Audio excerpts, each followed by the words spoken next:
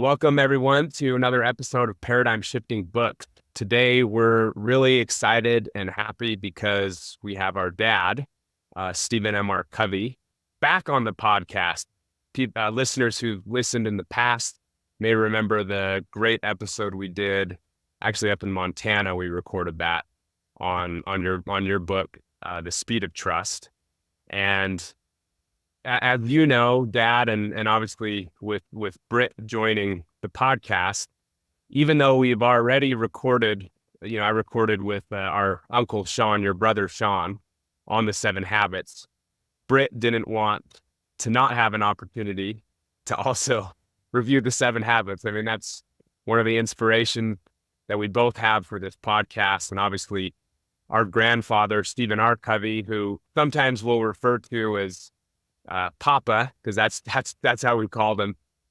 But Stephen R. Covey, who wrote the 7 Habits, has had such a huge influence in my life and Britt's life and inspiration for the podcast. So that's why you're back on, Dad.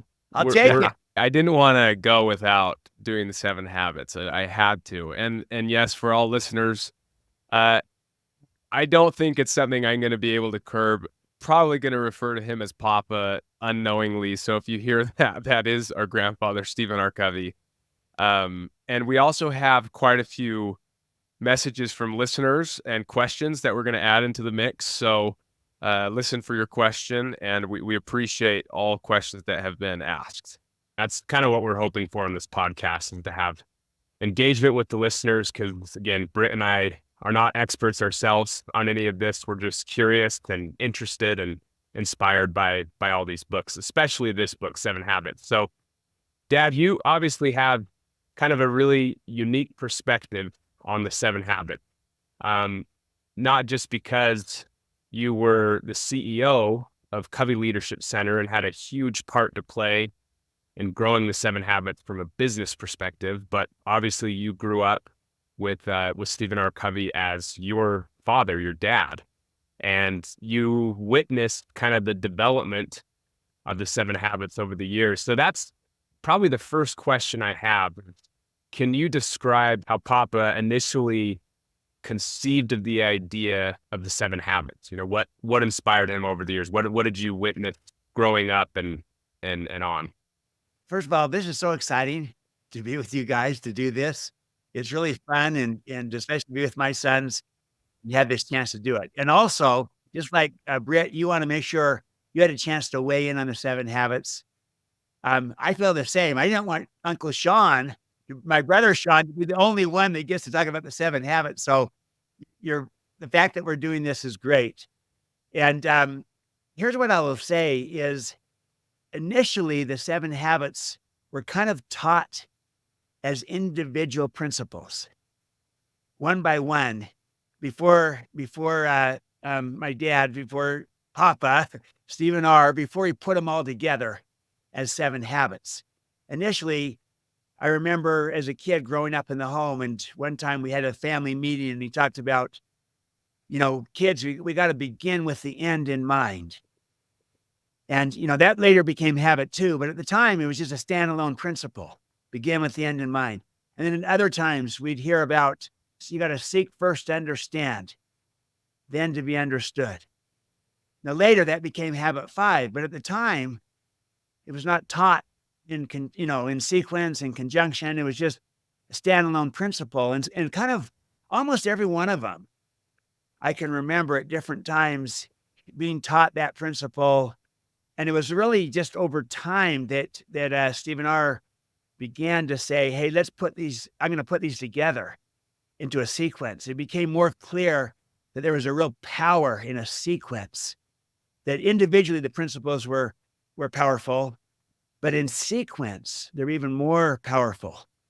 And the idea that a private victory precedes a public victory, and that you go from dependence to independence to interdependence, and there's a sequence, and then you renew it all.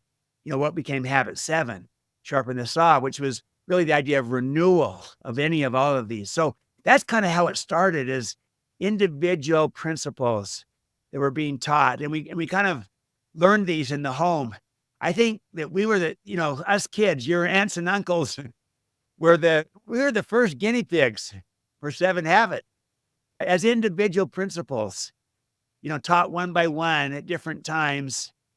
And over really, 10, 15 years before it kind of all came together as a model, as a sequence of 7 habits of highly effective people. So that's kind of the most interesting thing. And then also seeing how impactful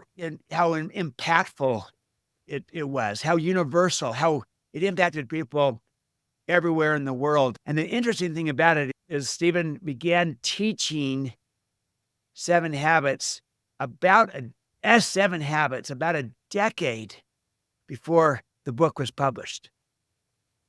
So he began to teach it as 7 habits, and it was a whole 10 years later before the book came out. So that was really interesting to see the interest and the impact that it had. It's funny to hear you say that you guys were the guinea pigs, because we all know that Papa used to like to have family meetings and councils. And I even remember being a little 8-year-old and having a family council. And I think I might have mentioned this on our other episode, but me just like wanting to run away and hide because I'd be like, oh, Papa's having another 2-hour council. I'd get my cousins and we'd be like, let's go.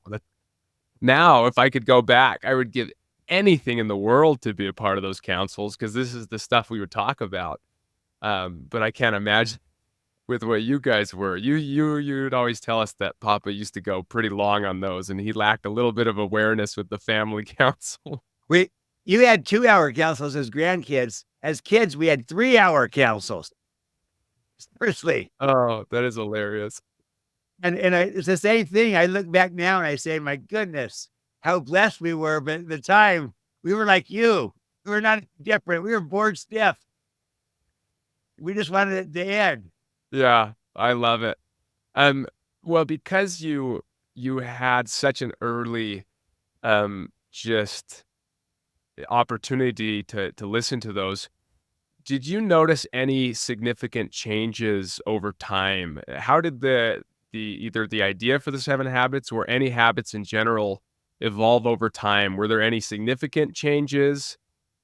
Things called by different names that initially started as something, more habits, less habits. What changes did you see over time? Yeah.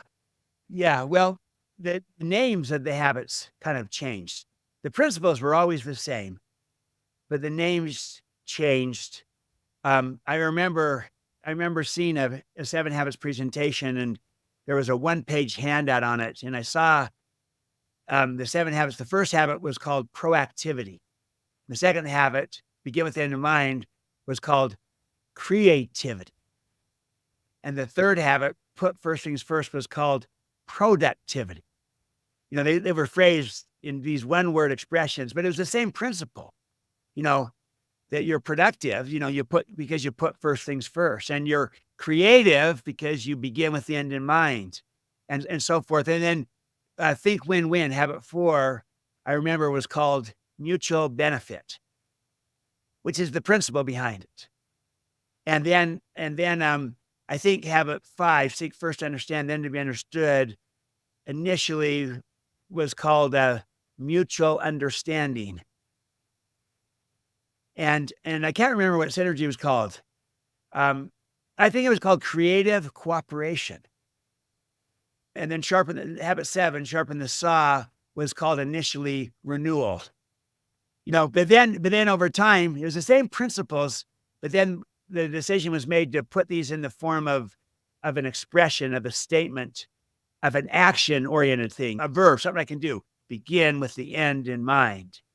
Put first things first. Think win-win. So more action-oriented, not just a noun. But I always remember it being 7, because again, the big idea that came to Papa was the idea of sequence, of these principles, that the real power was in the sequence. And so rather than just teaching them as isolated principles, what if, habits 1, 2, and 3, that's all about helping a person go from dependence to independence, where they can become, a capable, responsible person because they're proactive. They begin with the end in mind. They put first things first. And that kind of is this private victory, that if you can win the private victory with yourself, then you can go out and win public victories with others. And, and then that was the next 3 habits, 4, 5, and 6, which was about working with other people interdependently, going from independence to interdependence. And so that was always the same.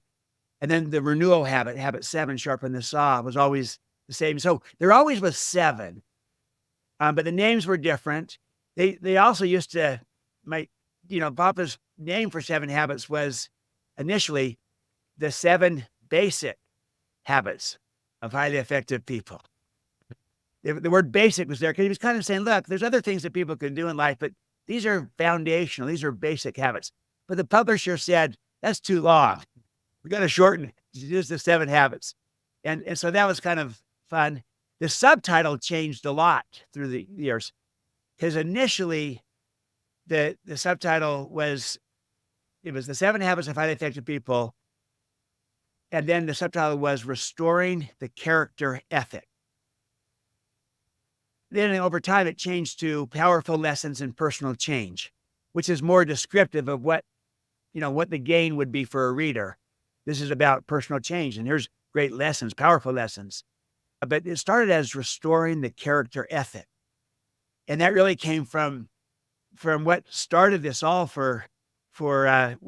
where Papa put this all together, was the idea that he did that 200-year study of the literature in America, where he looked and saw that for the first 150 years, the literature was focused on character.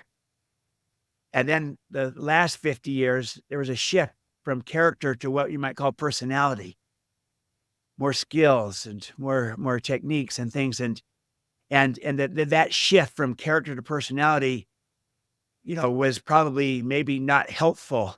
And that these 7 basic habits were all about kind of restoring the character ethic, going back to character as the basis, the primary greatness, not just secondary greatness. So those were some of the shifts, but it was always 7.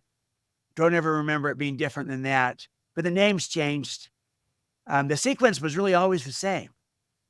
But that's what came through as an insight to Stephen, was that sequence matters.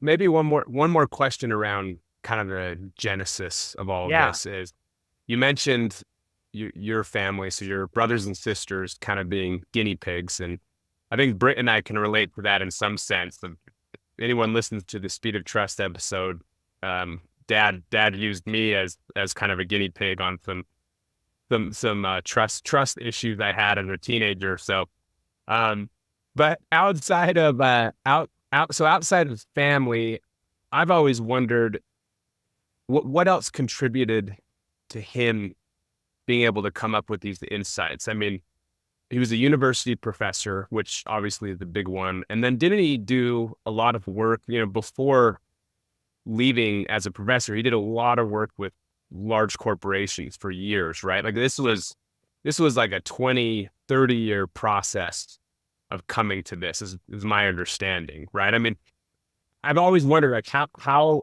was he able to synthesize all of this the way he did? It's interesting because Stephen used to always say that it takes 10 years to write a book. And in the case of 7 Habits, I think it was 20 years. I think he literally worked on this for years, but it began the way you described, son. It was he would go out and begin to teach companies. And again, he would teach individual principles. He would teach, what became habit 5. Seek first to understand, then to be understood. And then separately, he would teach, begin with the end in mind. Or separately, he would teach, put first things first. And it was just over time as he was doing this, and he was doing leadership development, training, speaking, consulting, and began to work more and more with companies. And it became more and more clear that these principles were valuable, but if he could organize them, make them accessible, tangible, actionable, that was really valuable. And that's where the sequence ideas came to him. Private victories precede public victories. Go from dependence to independence, interdependence, and then renew it all. And then that's when he started teaching that idea. And then pretty soon 7 Habits was born as 7 Habits. But again, he went another decade teaching 7 Habits to businesses, to organizations all around the world before kind of the book came out. So it really was a 20-year journey probably. And even before that, because it was really his whole lifetime that kind of all the influences, and it was his own experience, but also it was the experience of working with clients and getting feedback and hearing from others and seeing how it worked and maybe when it didn't work and what was valuable and what people globbed onto. And so it really was a couple of decade process of producing what became the 7 Habits. And that feedback that you're talking about, that feedback loop, what was that like in that process of publishing it?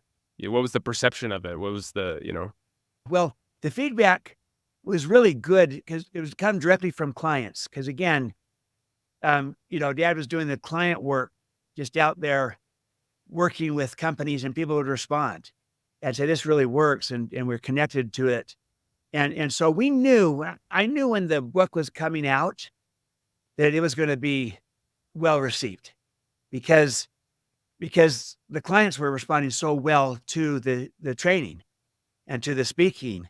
So I knew the book was going to be well received. But it was interesting, though, the very act of publishing, the publishers don't know that he's doing this training and stuff. And I think we have a total of like 27 rejection letters from publishers. Wow. Where the agent was Dupree Miller, Jen Miller, and she went out and went to all these publishers saying, we're going to write a book called The 7 Basic Habits of Highly Effective People. And I've seen a lot of these, and some of them say, well, we think this is a nice idea, but we don't think it's big enough to sell very many copies, so we're going to pass on. And things like this, and where some people would say, nice idea, but not big enough, or nice idea, but it's been told before, or this or that. So 27, I think there was 27 rejection letters. Wow. But then Simon & Schuster caught the vision that this could be big.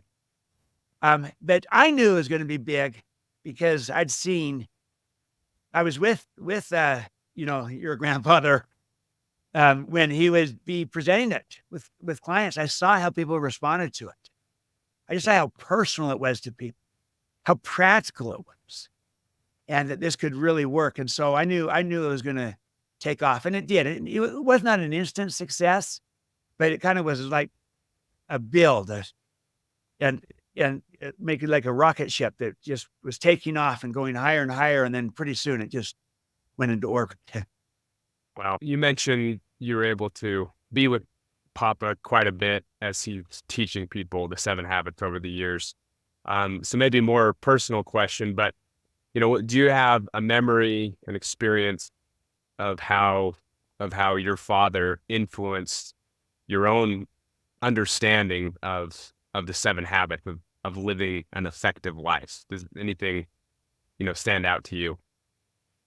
A whole bunch of experiences. One was even when I decided to join a company, and I was coming out of business school.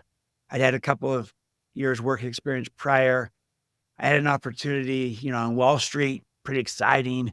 I had an opportunity in real estate development that was pretty exciting. I'd worked with them before, and those were the reputable offers, And then I had a chance to join with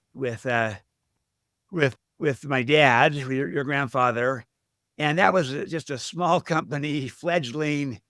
No one had heard of it, and this was business school. All my classmates are going to Wall Street, or they're going to investment banking, or the consulting firms, or manufacturing companies and stuff, and then I end up joining this, could hardly call it a family business because it wasn't. It was just a small fledgling firm. But this was before the 7 Habits had been published. And I knew this book was going to take off. I just knew it because I'd seen it. But the principle on this was the idea that of purpose and impact. Because I remember just trying to decide what to do. And I was leaning towards maybe doing the real estate and the real estate development. And I remember Papa coming to me and saying, "That's great if you want to do that. My question to you is, do you want to build buildings or do you want to build people?" And it was a way of me of saying, you know what? I really do want to build people. And by the way, there's nothing wrong with building buildings. That's a useful thing. It's valuable. We need buildings, and that's important too. So that's an important purpose. It just wasn't my purpose. So I started to, it was a way of learning, kind of begin with the end in mind for me. What matters to me? What are my, what are my values? What's my end in mind? And again, I'm not going to judge anyone else's because they, building buildings might have been perfect for their end in mind. But for me, I was more drawn towards an impact on people. And partly because I grew up with Dad and I saw this and I saw his influence, and it was kind of in my DNA, I felt. And so, but that was kind of a way of me discovering what is my end in mind. And have I thought about my end in mind? What matters most to me? And it was really the principle that we've heard him teach all of us, that life is about contribution, not accumulation. And it's about creating value and having impact and making a difference. And so that was my way of kind of learning habit 2 for me, beginning with the end in mind for me. What's my end in mind? What are my values? What are the things that are most important to me? And I kind of learned it through the process of deciding to join the company. That's honestly, whenever somebody asks me what my favorite quote is, I always say that one. Yeah. Yeah, I say life is not about accumulation, it's about contribution. Because I think it's so easy to get wrapped up in that. All of us do. I do it. I almost have to fight that on a daily basis. Yeah. And I think initially, when you hear that quote, you kind of think of it as a little bit unrealistic. Like, okay, but can I really live a life where I'm content with the purpose being contribution more than accumulation? Because everything geared towards us today is to try and accumulate. Right. Accumulate wealth, accumulate accolades, whatever it is. And really, as I fight that and I have my purpose be more based on contribution, I am so much happier. And accumulation comes as a byproduct, obviously. But that is one of my favorite quotes and principles from Papa that I think is so powerful in the 7 Habits. I think it is. And he later kind of expressed it another way, a couple of other ways. One he would call primary greatness versus secondary greatness. Yeah, expound on that, because I think that's Yeah. such a great principle. Well, that's literally, it's weird you mentioned that, Dad, because that's literally like where my mind went, just barely. Because a lot of listeners that have, typed in questions, which we appreciate. A theme of some of the questions was around like how can I be successful? What is success? And I feel like if you get on the internet today and I've done it, go to YouTube and you say inspirational, successful videos or something. And then there's all these different videos and it's like they're all different things. And most of it feels around like accumulation, not contribution. I'm not saying all of them. There's great stuff out there. But I feel personally that the concept of primary and secondary greatness is great. So I just wanted to mention that I felt like that's, with you going that way, I think it's relevant to the questions people asked about this episode and where my thoughts were too. I think it's an important point what you're just mentioning, that look, there's different ways we can kind of say what success looks like and what it is. And there's a secondary greatness, which is things like achievements and accomplishments and accumulation and titles and accolades and things. There's nothing inherently wrong with it. It can be a good thing, and we want that. We want to achieve. We want to accomplish things and such. And so it's a greatness. It's secondary only because what a primary greatness is the development of character, of integrity, of respect, of empathy, of compassion. You develop yourself, you develop your character, your desire to contribute, to add value, to make a difference, to have purpose and meaning and contribution in life. And so a focus first on primary greatness of developing your character and your competence and your integrity and your maturity, your courage, your consideration, your empathy, that by having a mindset that says that matters, becoming and being, as opposed to just seeming or pretending. If you put that kind of first, then you'll also have some secondary greatness that will follow naturally. You can achieve and will achieve.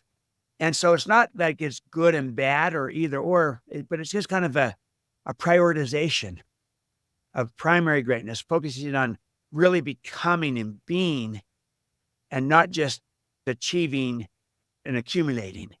And so it's just a kind of a mindset, a framing of it.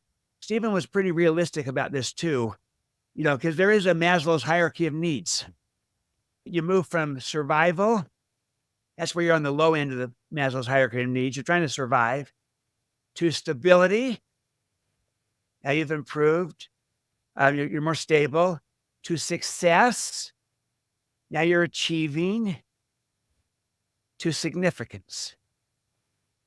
And now you're kind of contributing and giving back.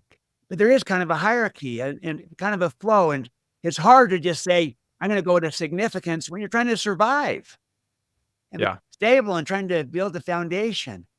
So there is kind of a hierarchy, and there is kind of a process of getting there. That's why, hey, a lot of us are in the survival. We're trying to survive. We're trying to get stable, and we're trying to achieve success.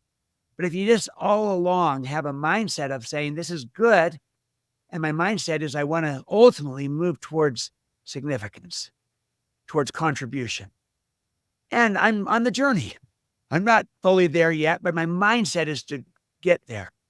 Then that gives a framing for all of this. And so it's not seen as, well, accumulating is bad. No, it's just part of being on the journey. But along the journey, we can still have a mindset of contribution and of significance, of mattering, of trying to make a difference. And rather than waiting until the very end saying, hey, I'll contribute after I've accumulated, we say, no, we try to contribute along the way. We don't just wait to the end. So that's another way of thinking about it. Britt, I want to ask you this whole concept of primary, secondary greatness. For you, being in the NFL, this has had to have been kind of it's almost like a warped perception of life in some ways, where you are in the top percentage of players in the world in a sport. There's obviously a lot of money, a lot of accumulation, a lot of, people wanting to appear certain ways. I mean, I don't know the exact question I want to ask you around that, but I know it's been just an interesting thing for you to grapple with the last couple of years. I mean, how has the 7 habits, how has this concept helped you? And I know you're not perfect at it necessarily, but what's your experience been with that? Because I think it's a unique experience. There's a very small percentage of people that have that. Really true. Yeah. I honestly think that, and maybe it's the tale as old as time kind of adage of when you look around at these guys who are making millions of dollars or so successful, top percent in the world, some of them literally top 1 or 2 in the world at what they do. And you see through personal conversations with them that at times it's just an endless pursuit, an endless chase of things that don't bring that peace, that happiness, that security in their lives.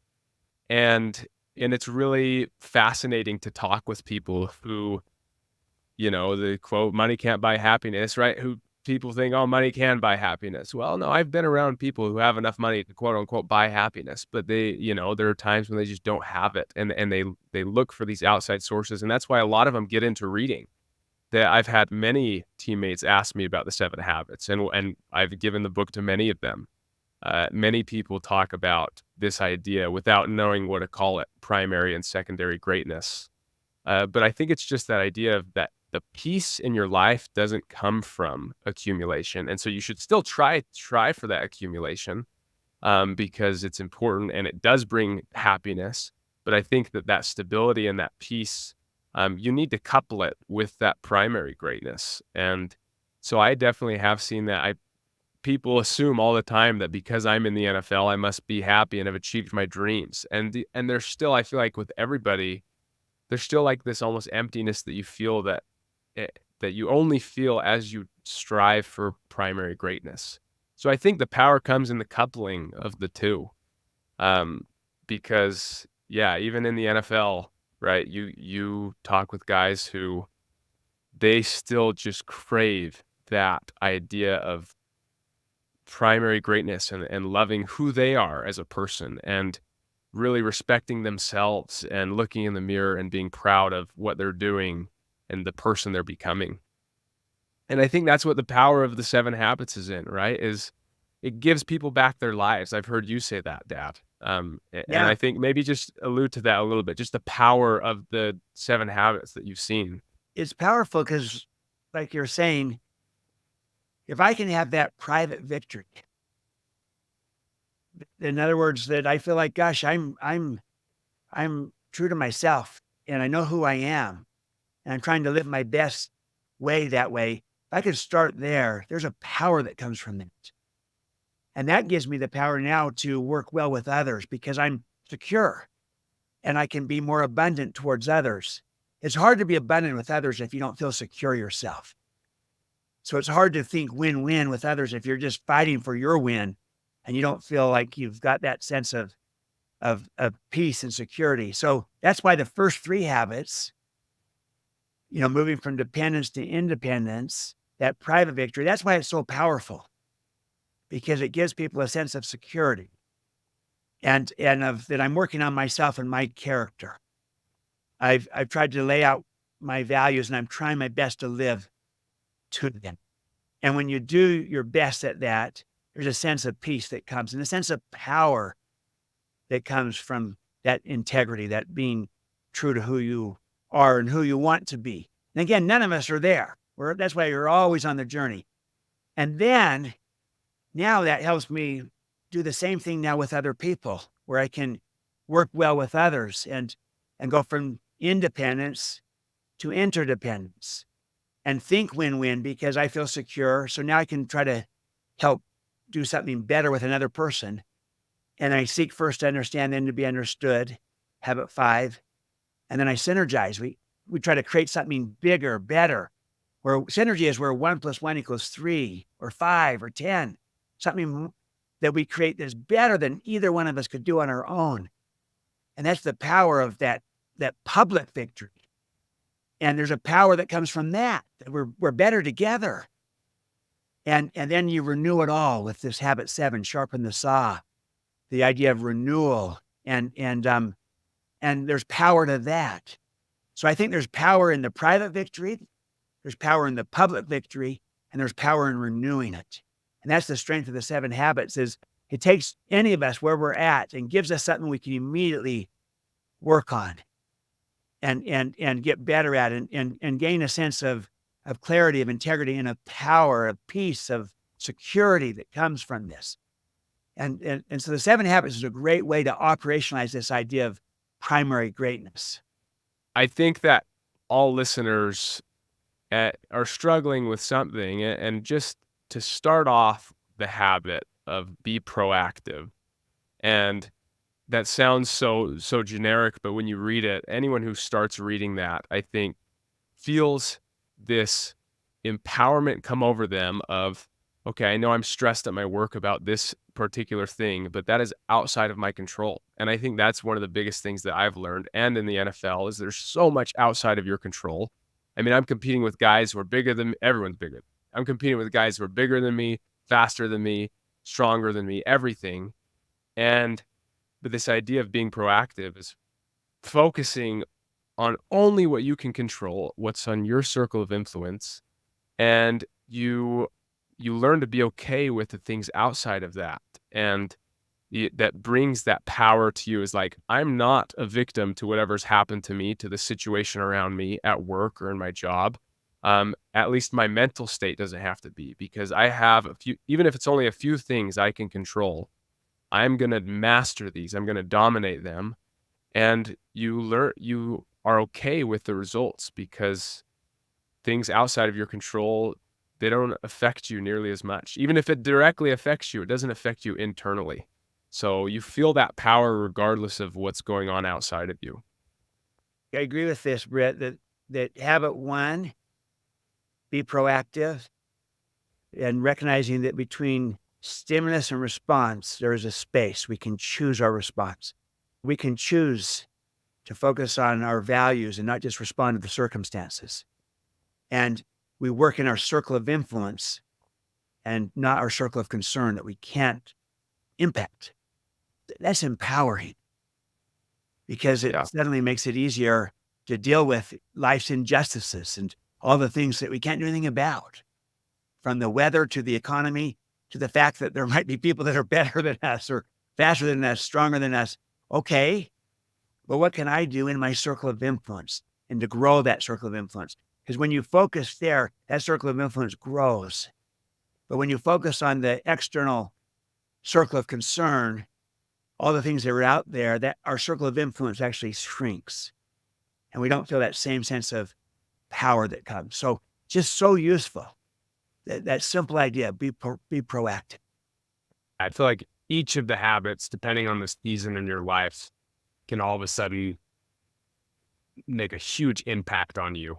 Obviously, habit one, be proactive, is one that's universal for everyone. But for me, throughout my life, and especially as I've studied the 7 habits more seriously over the last decade, it seems like each of the habits can kind of grab a hold of you at different times in your life, depending on your situation. And there's so much power in them. So that's actually one of the listener questions, Dad, that came in. Actually, it was multiple listeners. They had a question for you personally. And one is from, who was it from? Alexa. Yeah, Alexa Cleverly. We actually got this from quite a few people, but Alexa Yeah. was the main one. Yeah. So she asked, which habit does he think is the hardest to live? I would say, almost like your answer, Stephen, that at different times, a different one might pop to the top of the list, where suddenly, with what's going on in my life, a different habit will pop up. And it could be this, for example, think win-win. Sounds really easy. It sounds good. And then you're put into an environment, a situation where there's only so much resource that can go around. There's only so much. And it's hard suddenly to think win-win when it looks like I'm in a win. I'm in a, win-lose environment in situations. I could do the same with putting first things first. That can be really hard. It sounds easy to put first things first, but then life happens and all these proximate things hit you, and second things can easily become right. They're proximate, they're popular, they're right in front of you, and so on. And seek first to understand, then to be understood. It's just human nature to want to be understood first. And right now we're in a world where everyone's fighting for air to be understood. So to say I'm gonna try to understand you first when I feel like I'm not even understood, that can be really hard. So any of them can become the hardest. I still would, for me, it's still habit one. As the foundational habit, be proactive, but it's so easy to become reactive.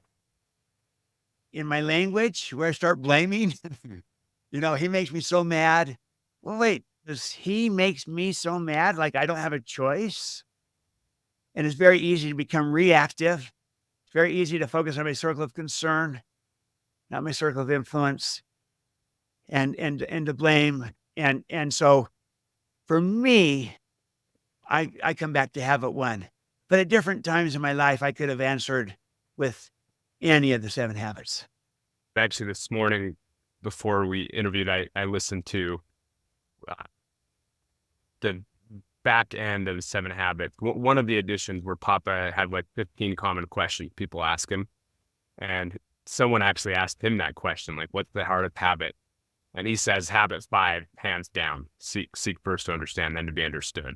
And it was so funny the way that he said it. He's like, people just want to talk about their feelings and do it. And I just want to be efficient. And, so it was funny to hear that because we all knew him, but it's great too. It's not like he had maybe mastered the 7 Habits in the sense of teaching them, but he openly admitted not in living them. Like it was, even for the author, it was a constant journey for him. It's something you kind of never arrived to, right? Of living the 7 Habits perfectly.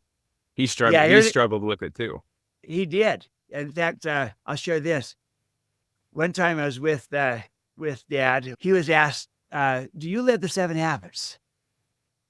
And he said, about 80% of the time. And he basically was saying, look, I struggle too, but I always course correct, he said. But I always course correct to get back on track. This is hard. It's very easy to become reactive. It's very easy to not listen. It's hard to listen when you feel like you're right. Already, you come in thinking I'm right. Then you might just go through the motions of listening. Because again, the paradigm shift is you don't listen to reply. You listen to understand. And there's a difference between understanding and just replying. And that's hard. And it's very easy to just kind of, yeah. Wait your turn, be patient, listen that way, but not really to understand. That is a hard one. So I can see why he would say that. And he always felt like habit 5 was the most significant kind of breakthrough in human interaction. Seek first to understand, then to be understood, because human nature is so much the opposite. I also would say this, that someone asks, well, what's the most difficult habit? I would just say, what's the one that you're struggling with the most? To someone, and, maybe make that the number 1 habit for you right now. And that might change over time for any of us. I love it. I'm going to, because we have quite a few questions. We can do some quick responses to these if we want, kind of out of order and things. Nolan Faley from California asks, if you had to pick an 8th habit previously unmentioned, what would it be? We got an answer to this because Stephen ended up publishing a book called The 8th Habits. And it wasn't that he forgot one, because the 7 Habits is quite complete and whole, the way it's sequenced and structured. But the 8th habit is like another dimension to it. So it's less that I forgot a habit. Here's a new one that's the same as the other 7, just another one that was forgotten, but more a new dimension that adds dimension to all other 7 habits. And it was the 8th habit. Find your voice and inspire others to find theirs. And so it's like another dimension in the sense that it's another manifestation of the private victory leading to a public victory. The private victory, which is you find your voice, who you are, what you're about, the primary greatness, and your contribution, your uniqueness.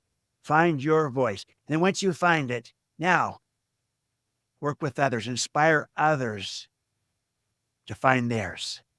So it's like lighting a candle. That candle, once lit, can light a lot of other candles. You can help others find their voice too. Then you have a ripple effect on people. So it's really kind of just adding a dimension of saying it's an upward spiral of living these 7 habits and then helping others live them. And you apply it to yourself, you apply it in your relationships, and it becomes this ongoing, virtuous upward spiral of integrity and power, and then impact on others. Find your voice, inspire others to find theirs. So that's the 8th habit. Another question that came in from Ryan in North Carolina, and I actually know Ryan. He's a good friend of mine, really insightful person. This was his question. He said, as the 7 Habit book ages and the world changes faster than ever, do you think the application of these habits has changed over the years? Yeah, great question, Ryan. yes and no. Yes, in this sense, it's maybe more relevant today than ever before because, I just use habit 5. Right now in our society, no one feels understood. No one's listening. Or if they're listening, they're not listening with the intent to understand.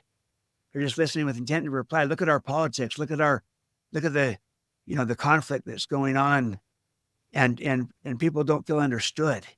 So has there ever been a more important time to live habit 5 of seeking first to understand? That's a gift. That's like giving someone air. What oxygen is to the body, understanding is to the heart, to the soul, to the person. And when someone doesn't feel understood, they're fighting for air, if you will, psychological air, emotional air. And to understand another person is like giving them a gift of air, they feel heard. You may not agree. Understanding does not mean agreement. It just means you're trying to understand. And that is so important today. Habit 1 is so important today when there's, so much outside of our circle of influence.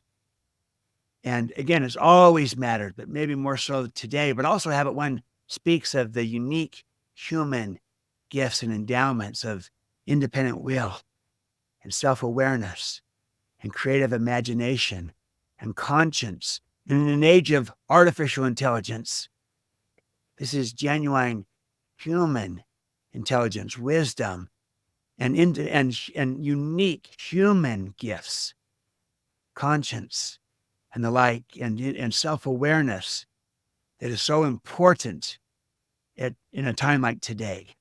And I could go on and on with each of the 7 habits. So it's a great question, but I find that because the 7 habits are based upon principles, and principles are timeless and changeless. Now, the application of those principles will change.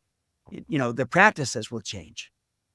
But right now, there's so much change going on, it puts a premium on what's changeless. And people want an anchor during a time of change. And so that's why, your primary greatness of who you are, your character, that's really important as you're navigating all these changes that are impacting and whipsawing us to focus on what's changeless. And the 7 habits are changeless principles from the inside out. And so maybe because there's so much change, it's even more important to have that which is changeless principles. 7 habits, or each habit is based upon a principle that's changeless. Now, the applications might adapt and respond, but we want that changeless core more than ever before. We had a couple questions that I think you just answered, Dr. Moore from New Jersey. Hopefully that answers your question kind of about the same idea. Now, I think it'd be good to really quick reference just that, we've named this podcast Paradigm Shifting Books. And that is a phrase that comes from our grandfather, paradigms, right? He talks so much about paradigms. And that's, I think, part of the beginning of 7 habits. So if you could explain kind of what he meant by paradigms, why they're so central to the 7 habits, and how you'd recommend people control their paradigms, shift their paradigms, just the whole concept. Stephen didn't invent the word. It's a scientific word, right? That started with Thomas Kuhn's book, The Structure of Scientific Revolutions, and how you have a paradigm shift, and it's really true in science where, you have understand something and then you get new data and it shifts the whole paradigm, the way of thinking about it. So paradigm comes from the Greek paradigma. It means a mental map or model. And this was always important to Papa, that he would say this. He'd say, we don't see the world as it is, but rather as we are. Our head creates our world. The mindset, the map we have of the world helps us interpret it. And if you have a map, a map is meant to describe the territory. We hardly use maps anymore today because of our phones. We just plug it in and GPS takes us there. But, think of a map that's trying to describe the territory. So I might have a map of a city that lays it out. But what if you had an inaccurate map of that city? It was inaccurate. You're trying to follow the map, not using your GPS, just following a map, but it was inaccurate. Or even if what was in the GPS was inaccurate. It was not an accurate map of the territory. That would lead you, you wouldn't find your destination. You would get frustrated, and so you got to have an accurate map of the territory. So this idea of a paradigm of how we view the world was so important because it guides and predicts and it explains. That's the power of a paradigm. And it's also the fastest way to have greater impact and to change your behavior. Dad used to always say this, that if you want to make small changes, change your behavior. But if you want to make big changes, change your paradigm. How you see the world. Get an accurate map, a more complete map, or a more whole map of the world, of people, of leadership. And that's the idea. So paradigm shifting book. I love the name of your podcast, sons, because it's saying, look, if we can have a paradigm shift, get a more complete, more accurate map of people, of leadership, of life, then that will interpret everything differently. It comes from that. And in a sense, each of the 7 habits is a little bit of a paradigm shift from traditional thinking. I'll just give it as an example of, habit 1, be proactive. An incomplete, inaccurate paradigm is that I am a product of my circumstances. A more complete, more whole, accurate map is, no, I'm a product of my choices. I'm influenced by my circumstances and heavily influenced, but ultimately I'm a product of my choices. I can choose my response and so forth. And so that's the idea of a paradigm. It's how we view the world. And when you have a paradigm of something, then you interpret things differently. You filter out evidence that doesn't fit your paradigm, and you magnify the evidence that does. And so you literally read things into it based upon that paradigm. So always start with the paradigm. That's why he starts the book with looking at something, and someone sees, a young lady, and someone sees this old lady on this little map of viewing things, and they're both right, but it's your conditioning, how you view the world, it influences how you interpret the world. So we often never check our assumptions, our paradigms. And that's the idea. Start with that. So powerful when you do. You articulated perfectly. The reason why we called this paradigm shifting books is that's what I've always been struck with Papa's work is he'll always start everything off talking about paradigms and the way you see the problem is the problem.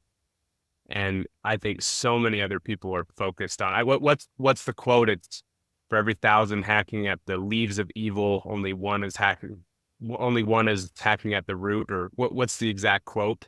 Yeah, is by Thoreau. For every 1,000 hacking Yeah. at the leaves, there is only one hacking at the roots. The roots, yeah. And there's only one striking at the roots. So we're trying to go to the roots. Go to the roots. Stephen used to always say that, 7 habits, the key thing we're trying to teach here is paradigms and principles. They have a more complete, more accurate paradigm. I've learned about paradigms that they're generally less that it's right and wrong, good and bad paradigms, but more or less complete. Some paradigms are just less complete. Like, how do you view people? Do you view them just as economic beings, just a body?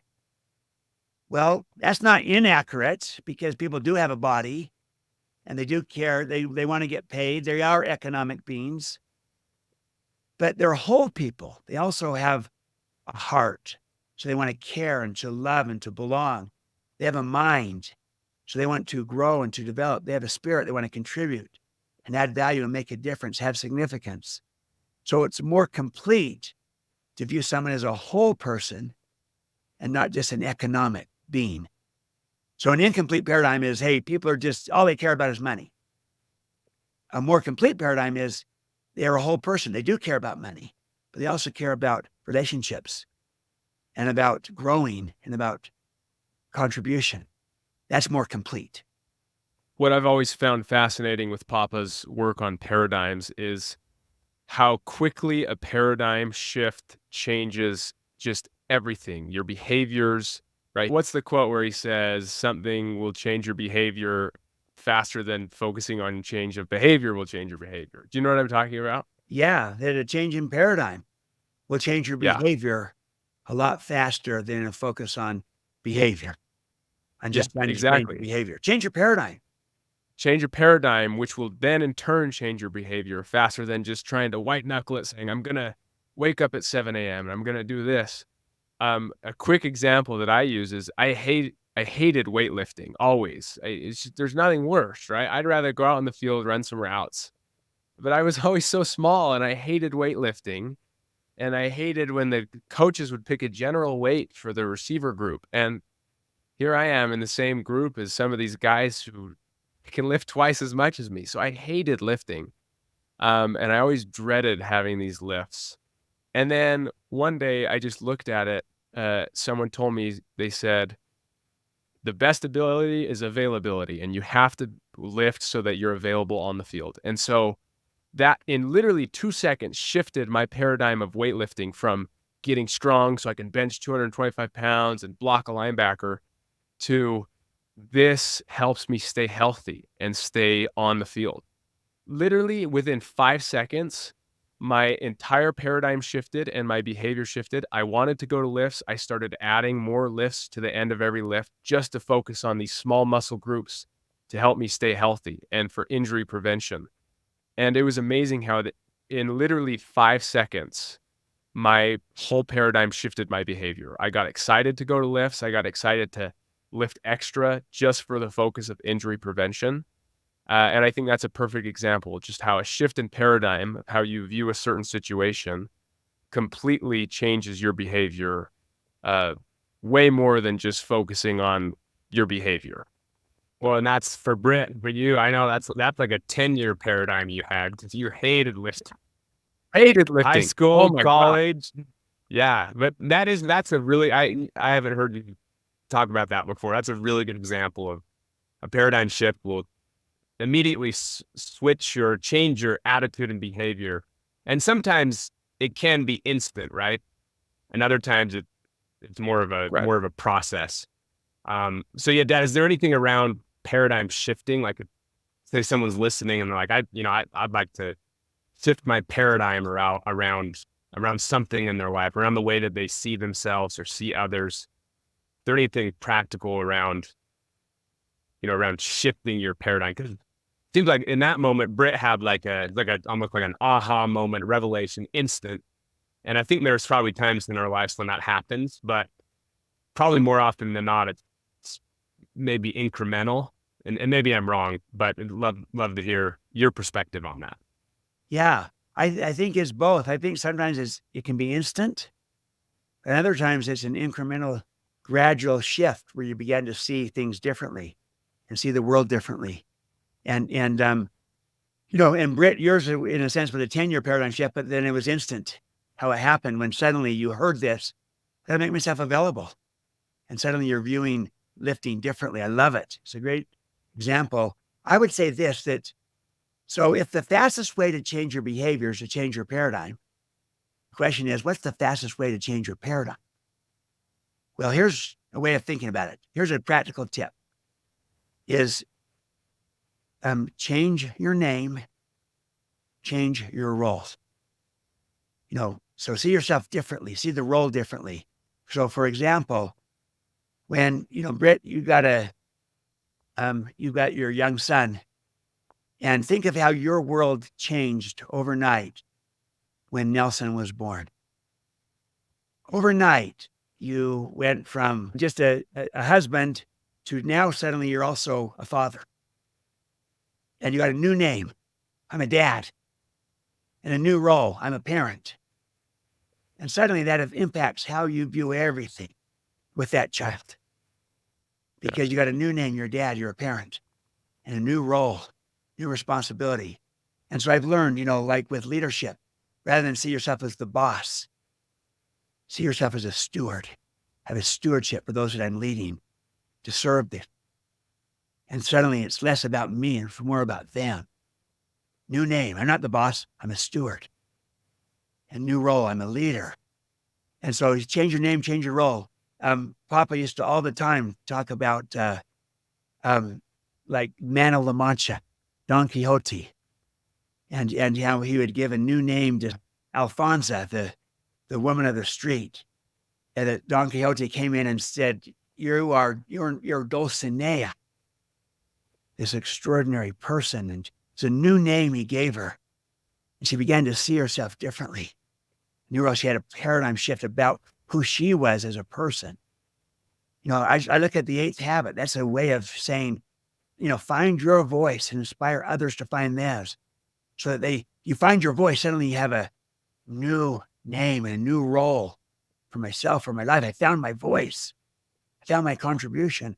Found this difference I want to make. So sometimes that's going to be a very practical ways. Other times it happens just, in a variety of different things. I had my own where I got bogged down with all these people asking for what I called, quote, favors, asking for help, asking for endorsement, asking for all these different things. I just get bombarded with all these favors, but I was looking at it transactionally. And then I had a paradigm shift of, here's a chance to serve. Life is about service. Put service above self-interest. And I suddenly went from I'm doing favors transactionally for people to I'm serving. These are acts of service. It's not transactional. I expect nothing in return. Learned this from Steve Young, the great NFL quarterback. Calls it the law of love, where, you see people as he believes God sees them, and you're expecting nothing in return. And you're seeking another's healing. And I began to see, suddenly I didn't view it as favors, but rather I'm trying to help another, seek another's healing, and I expecting nothing in return. It's a paradigm shift that once I heard this from Steve, that totally impacted me. So they can happen instantly. Dad tells the one on the subway where he has this instant paradigm shift where he sees these kids misbehaving and bothering everyone on the subway. And then the dad is there doing nothing about it. And Stephen was so bothered by this. So he finally goes up and says, hey, control your kids. Can't you see them? They're out of control. And the man said, well, oh yeah, you're right. I'm so sorry. We're just coming from the hospital where their mother, my wife, just passed away. And I guess they don't know how to deal with that. Neither do I, frankly.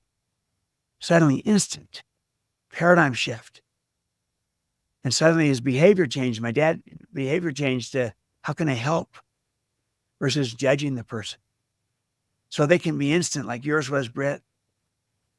They can, like what I had when I heard Steve Young describe how to view people rather than transactionally, but transformationally. Or they could happen over time as we start to think about things differently and shift paradigms. But that's the power of a paradigm. It changes behavior faster than anything else. And it impacts change faster than anything else. That's why to have, paradigm shifting books. These are books that are big books, big ideas with big paradigms that if we can understand this more complete, more accurate paradigm, that could shift our entire world. So I love it. I love what you're doing. It's exciting. It's fun. Well, we appreciate it, Dad. And we've loved having you on again. I get the feeling we're going to have you back on sooner than later. I just want to also acknowledge all of the listeners who wrote in questions. That was great. We'll do it next time. We'll do it further in advance so we can get more engagement. But man, we had quite a few come in, and that was awesome to see that. So we're appreciative. And sorry, so Britt, yeah, I was just going to say sorry to those who we didn't answer your questions. In the recap video, we might go back and do a couple of those ones. Yeah, that's probably my fault. I tend to give long answers. No, it's okay. As opposed to quick ones. No, it's fine. But we just want to acknowledge that. So maybe, Dad, we always like to end the episode around, and we've already done some, but like around an application of this. So kind of the application question for this one would be, since the premise of the book Seven Habits is around how to be an effective person, where should one start outside of reading the book itself? Obviously, that's an obvious answer. Like, read the Seven Habits, dive deep into this. It'll truly change your life and your paradigm. But what how would you answer that? If someone wants to be a more effective person, I mean, where did it start? I'm glad that you just say read the book, because I try to read it literally about every year. Every time I read it, I experience it through the lens I'm looking through now, through my challenges, my problems today. And I find this is such a useful construct.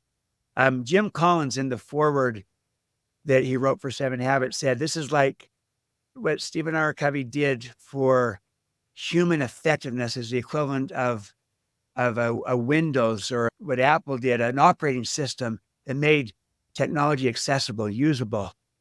And because it was a human interface, it just makes it accessible. And these principles have always been there. The Seven Habits makes it accessible. So, read the book, reread the book, and the new 30-year anniversary edition has got Sean, your uncle, my brother. He wrote all these additional insights. So it's the Seven Habits as written, and then he gives some added insights to it. It's really, really useful. So that'd be one. But then I'm going to come back to habit one, because it's just so practical. And if you do two things, first is watch your language and try to use proactive language. I choose to instead of I have to. And avoid he makes me this or he makes me that, or blaming, pointing, but rather just really look at your language of I choose this and I'm responsible, as not their fault, his fault, her fault, and so forth. I just find that the language is where it creeps in first. If you become aware of the language, it can really be helpful. And then just focus on working within your circle of influence. Doesn't mean we're not aware of our circle of concern. No, we are. We're concerned about it. It's just focusing there doesn't produce outcomes. And when we focus on our circle of concern, our circle of influence actually diminishes. But if we focus on our circle of influence and work at the edge of our circle of influence, so we do the things that we can directly control, but even those that we can kind of partly influence. So that's kind of at the edge. We maybe don't completely control, but we could influence it. So it's a circle of influence, not of just control, but of influence. We can find that growing and expanding. And you're doing it, Brett, with what you have to do. You're doing it, Stephen, with the work that you're doing in your professional life. I try to do it as well. But that is just maybe the most immediately practical application of the Seven Habits, between what happens to us and the stimulus and our response. There is a space, and we can choose our response based upon our values, not just our moods or our circumstances. But it takes proactivity. We pause, we choose our response, we focus on our circle of influence and not be reactive with just an immediate circle of concern. It's just so useful, so practical, so empowering. If that's all you did, you'll find it'll give you a little bit of a private victory. And then you can go from that victory to another victory to another victory and get a greater sense of integrity, of clarity, of power, that, I am who I say I am, and I can do something about this. And that will really be empowering for your life and be a foundation to continue to ripple out. So that's a great starting point for, I think, all of us. Watch your language. Use proactive language, not reactive language. I choose to, not I have to. And then focus on your circle of influence rather than your circle of concern. And you watch your circle of influence grow and grow and grow. And then as that happens, we have that private victory. And when we have the private victory, we can then have a public victory. It truly is inside out. I think that's the ultimate power of the Seven Habits, is that it's inside. Thank you so much, Dad. Seriously. And thank you to everybody who's listened. we're excited to have you on, Dad, and we hope that this has been good and short enough and effective enough that people stuck with us the whole way. Hey, we went an hour, and look at it this way. Bob used to go 3 hours with Yeah, me, 2 hours with you guys. I'm only going 1 hour. So I hope made so. I hope progress, it was obviously. No, this has been great. Thanks, Dad. Love you. And yeah, thanks again, listeners, for tuning in. We'll be back with an application episode here in the next couple weeks. Can I say this? I love both of you. I'm proud of both of you. I think this is amazing what you're doing. And I'm glad that in focusing on these paradigm shifting books, you're including our family's books, uh, Papa's book, Seven Habits, because I think this is the foundational book for any individual in life. And it's just so basic to learn these principles from the inside out. So this is great what you're doing. I'm proud of you both. Love you. Thanks, Dad. Love Thanks, you. Dad. Love you.